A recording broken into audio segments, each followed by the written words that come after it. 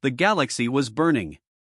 For 219 years, war raged across every star lane, every colony, every dust-choked moon where life had dared to take root. The conflict had begun so long ago that most species had forgotten what started it. Empires rose, shattered, and were replaced by new ones that joined the bloodshed without hesitation. Peace treaties were inked, then broken within weeks. Entire civilizations vanished beneath the firestorms of orbital bombardment, their histories wiped away like chalk beneath a storm. And yet, the war still went on. Captain Ethan Cole stared out the forward observation deck of the USS Resolute, Earth's newest long-range carrier, and for a moment, he swore he could feel the weight of it all pressing down on him, the ghosts of 1,000 dead worlds.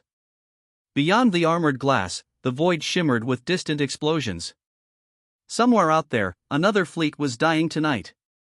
They'd been fighting this war for over 2 centuries, Commander Sarah Bennett said quietly, stepping up beside him.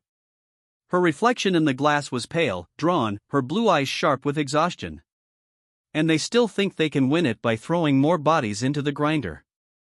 They can't win, Ethan replied, his voice like gravel. No one can. Not anymore.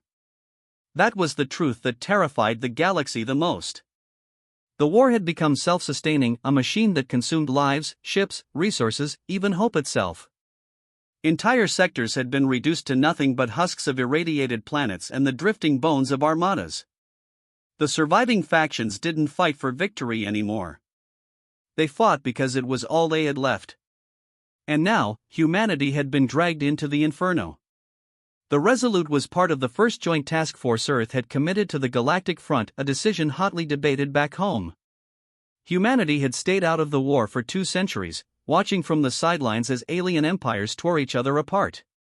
But neutrality had its limits. When a Clithery fleet accidentally wiped out a human science station near Proxima, killing 400 civilians, Earth's patience ran out.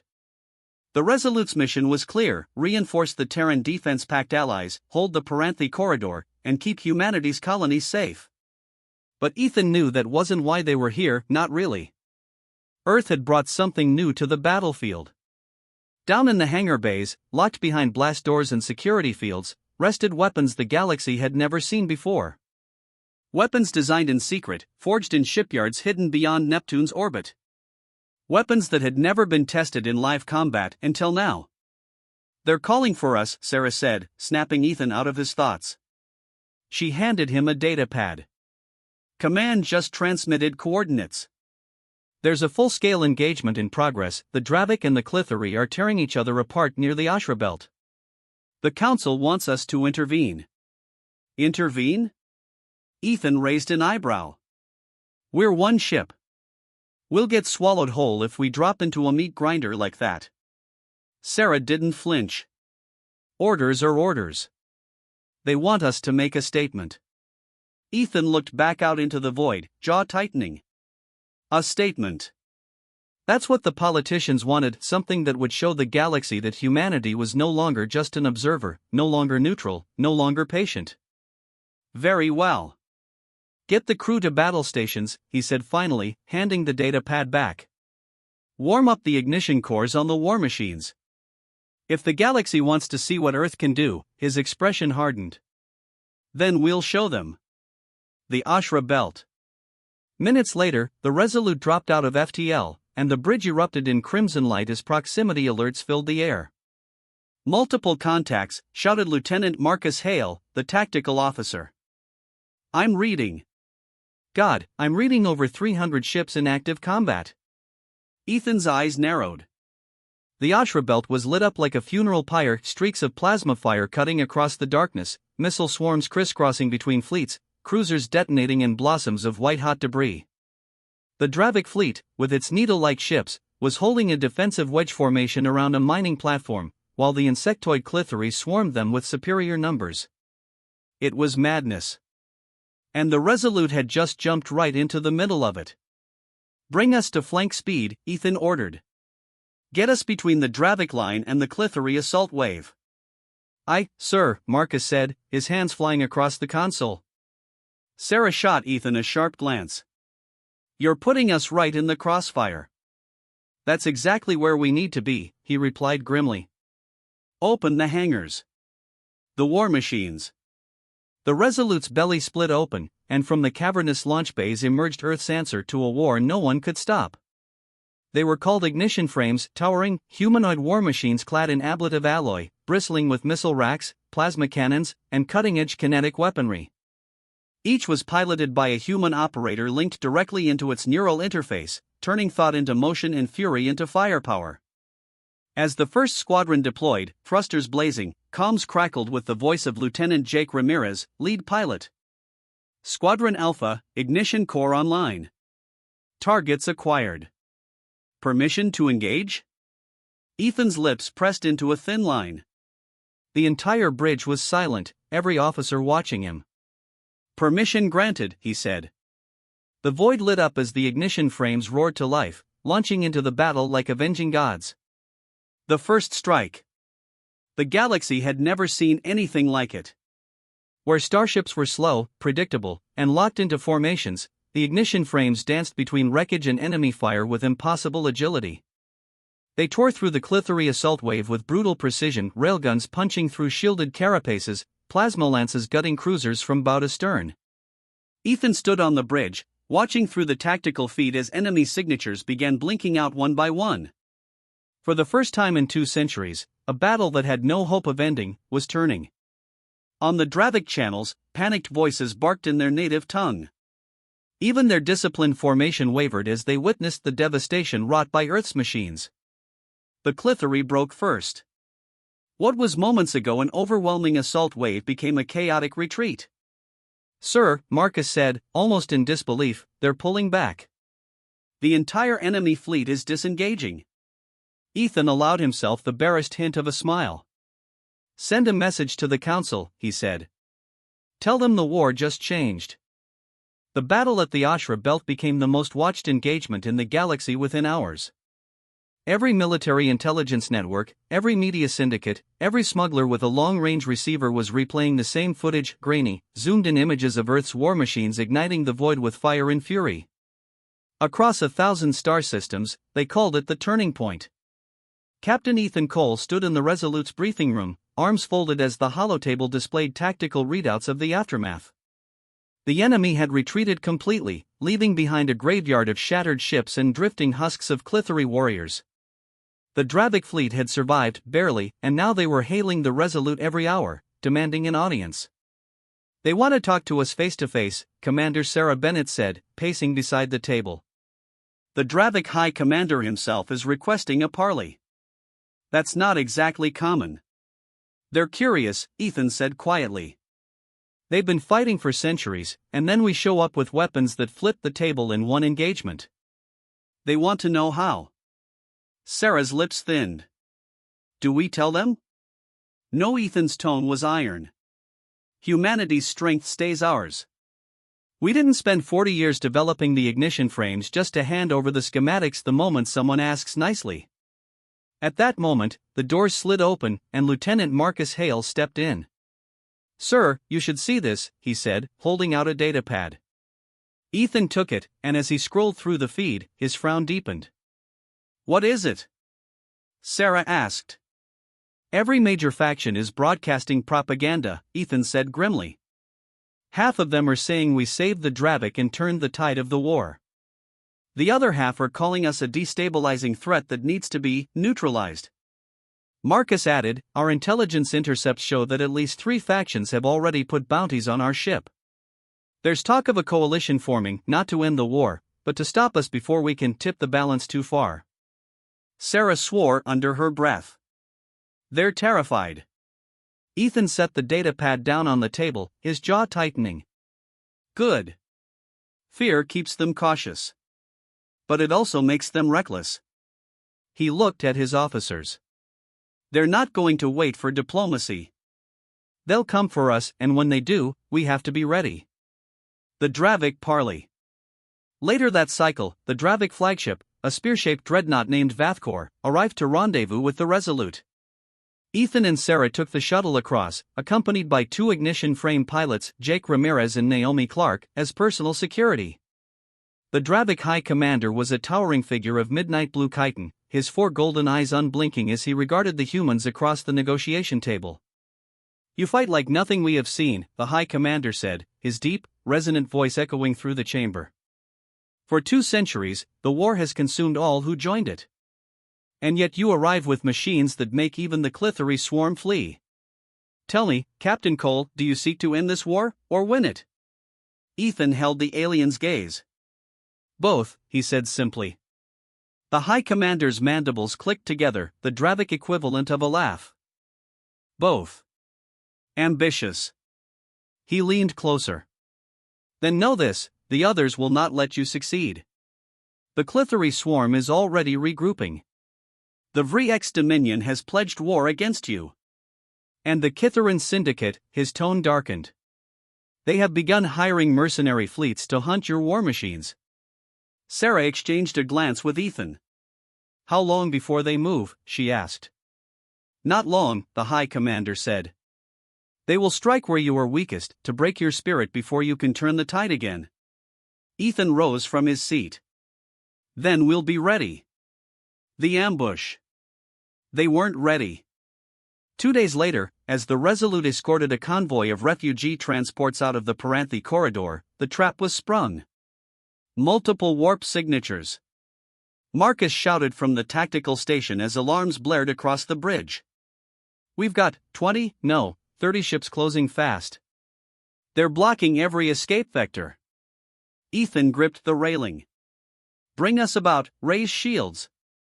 The enemy fleet emerged from warp, a patchwork armada of Syndicate raiders, Kitharan strike cruisers, and mercenary gunboats, all moving with frightening coordination. They're hailing us, Sarah said, her face pale. Put them through. The viewscreen flickered, revealing a Kitharan warlord with pale, scaled skin and cruel yellow eyes. Terran vessel, the warlord hissed, the galaxy does not need your kind of war. Surrender your war machines to us, and we may let your people live. Ethan's voice was cold steel. No deal. The warlord's slit-pupiled eyes narrowed. Then you will burn. The transmission cut. Ignition. Launch all ignition frames. Ethan barked. Protect the transports at all costs. In the hangar bay, pilots sprinted to their cockpits as klaxons wailed. Jake's voice came over comms. Alpha Squadron ready. Naomi's right behind me. Launch. The war machines ignited once more, streaking into the black. This time, the enemy was prepared. Shield disruptors filled the void with EMP bursts, trying to disable the frames. Plasma nets flared to life, forcing the pilots to break formation. The mercenaries had studied the footage from Ashra, they knew how the frames moved, how they fought. But humanity had built them for war, and war was where they thrived. Jake's frame tore through a raider gunship, shredding its engines with a burst from his railgun. Naomi vaulted from a destroyed frigate, spinning in midspace to drive her plasma blade straight into the next attacker. Enemy ships are regrouping. Marcus called. They're trying to flank the convoy. Ethan's hand slammed down on the console. Bring the main batteries online. Target the flagship. Sarah's eyes widened. You're going to provoke them into focusing on us. That's the point, Ethan growled.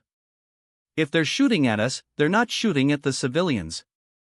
The Resolute roared, its spinal cannon firing a blazing arc of energy that lanced straight through the Syndicate flagship's shields. The Warlord's fleet turned as one, fury lighting their weapons. Breaking point. The fight dragged on for an hour, brutal, relentless, every minute costing lives. The Resolute took hit after hit, armor plating glowing red-hot from plasma impacts. On the tactical screens, enemy ships kept coming, as though the entire galaxy had conspired to snuff them out in one night. And yet, the ignition frames held. One by one, the enemy ships began to fall back. Not because they were defeated, but because they had lost too many, spent too much, and still failed to break Earth's line. When the last of them warped away, the void was silent save for the burning hulks drifting through space. Sarah exhaled slowly, leaning on the console. That wasn't a random attack, she said. No, Ethan agreed, his face grim. That was a test. Next time, they'll come with everything. He looked out at the field of wreckage. And for the first time, He wondered if even Earth's war machines would be enough. The galaxy moved faster than anyone expected. Within a week, every major faction had condemned humanity's intervention. Propaganda flooded the Comnet, branding the Resolute as a rogue vessel and its crew as war criminals. Bounties were placed on Captain Ethan Cole himself, and whispers spread that a coalition superfleet was forming, not to fight each other, but to crush Earth before it could rewrite the war entirely. On the Resolute's bridge, the crew watched grimly as report after report came in. Entire sectors were being abandoned as factions reallocated their fleets. The enemy wasn't just coming, they were converging on one location. "Our intelligence confirms it," Commander Sarah Bennett said, her voice low. "They're massing near Epsilon Ridge. Every ship they can spare. When they strike, it won't be an ambush. It'll be annihilation." Lieutenant Marcus Hale turned from the tactical console, his face pale. "Sir, their numbers, we're talking hundreds of warships. Carriers, destroyers, dreadnoughts. We can't take that kind of force head on. No one can." Ethan didn't answer right away. He stood at the forward viewport, staring into the void as if daring it to blink first. "No one could," he said finally, his voice a quiet growl. "Until now. The final stand." The Resolute arrived at Epsilon Ridge 3 days later and found the coalition already waiting. Space was filled with ships, Vriex Dominion destroyers, Kitharan battlecruisers, Syndicate raiders, even a few Dravik ships who had abandoned their alliance. Together, they formed a wall of steel and firepower that stretched across the entire system. Sarah swallowed hard. "This isn't a battle, Ethan. This is an execution." Ethan's jaw tightened. "Then let's make it cost them." He turned to the crew. "Signal every pilot. Tell them this is the fight that decides everything. If we break here, humanity stays under the galaxy's boot forever. But if we hold," his voice hardened, "we show them that Earth doesn't kneel." Marcus's hands trembled as he entered the command code. "Ignition cores are primed, sir. All frames are at maximum readiness." Ethan nodded. "Then launch them all." The sky on fire. One by one, the Resolute's hangar bays opened, releasing every ignition frame into the void. There were dozens now, not just Alpha Squadron, but Beta, Gamma, and Delta, every frame Earth could muster. Their thrusters lit up the darkness as they formed into attack wings, weapons systems glowing hot. "Pilots," Ethan said over the comms, his voice calm, steady, unshakable.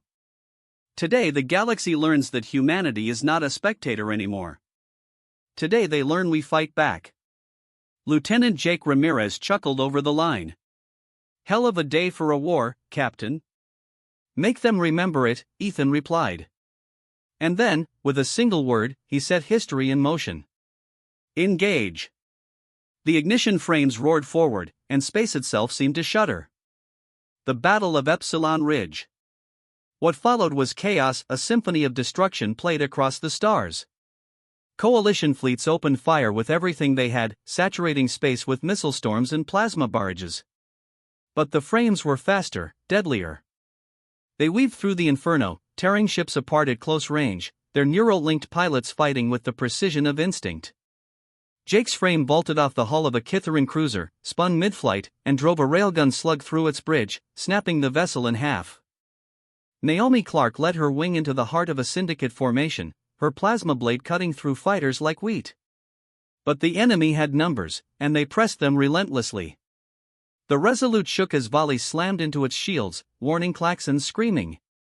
"Shields at 30%. Marcus yelled. "If they breach." "They won't," Ethan snapped. "Target their command carrier. Break their coordination." The Resolute's spinal cannon fired, a lance of white energy slicing across the system and punching straight through the coalition flagship.